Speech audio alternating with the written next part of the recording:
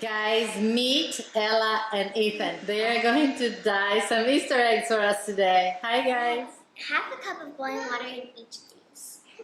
And I'm going to add a teaspoon of white vinegar. Oh.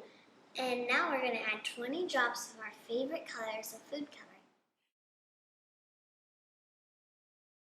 Put each egg in here for at least 5 minutes. Okay, the longer they're in the coloring, the darker your eggs are going to become. Notice that we're using brown eggs. We can't find white eggs on the island, and they're going to work perfectly fine, so don't even worry about it. Now that their eggs are the color they want, kids are going to remove them carefully and put them on here sideways so they dry. Alright, set that right there. That is brown.